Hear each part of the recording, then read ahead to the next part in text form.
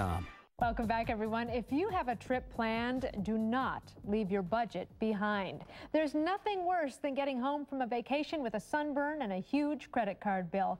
Getaway Girl Casey Wohl is here to talk about this. Hi, Casey. Good to have you back. Thanks for having me. I guess planning would be the very most important thing you can do so that you stay within that budget. Absolutely. Well, this year, experts are predicting a little bit of a cushion for travelers. We're seeing about a 15% decrease in room rates for hotels. Good. But a 9% increase in airfare. Ooh. So that means planning is very important because we're only going to have a little cushion this year, unlike last year. Do we still really benefit if we book our flight 3, 4, 5 months in advance?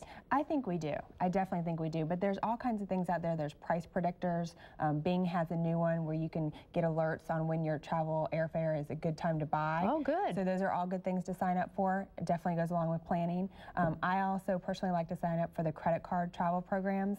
Not encouraging anyone to spend a bunch of money. Right. But if you're buying things anyway, you might as well be getting travel points for that. I agree. So definitely when you're planning, look at that as well. Okay, let's look at accommodations now. Accommodations. You know, and one thing I don't think people do is look at their entire trip and what it's going to cost when they look at it. So, you know, yeah, you may get a great deal in a hotel, but then you're going to make it up in meals. So I like to stay somewhere that offers a complimentary breakfast or evening snacks or something that, you know, you kind of get your money's worth. So definitely look at that. You know, the resorts are great. Sometimes they tack on fees, sometimes they tack on parking. Look at the overall cost of the trip. Of course, all-inclusives, you pretty much know what you're going to do, right? Exactly. There, you stick to that budget. Food, you just mentioned, if they have breakfast, go for it. Yeah, absolutely. You know, try to get that tied in with your room rates as well. One thing I like to do is ask the locals where to eat. A lot of the restaurants that, you know, do a lot of advertising, they have big budgets, they're not really the best deals, and especially if you have a large group or a family that you're traveling with. So ask the locals where to eat. They may send you off the beaten path, but it may be the best meal you've ever had at a very good rate. Transportation, you say, is very important. Transportation, you know, a lot of us think, you know, we got to rent a car, or, you know, we've got to do this and that just because this is how we live our everyday life, but a lot of cities that you visit are very pedestrian friendly, you know, so you don't need a car when you're there. A lot of them have great public transportation. I know Chicago has the L, which is very easy to navigate. New York has a subway, but then there's also like Charleston. You can ride your bike around Charleston. You know, Key West, you rent a scooter. Oh, yeah. So think a little bit broader in terms of transportation.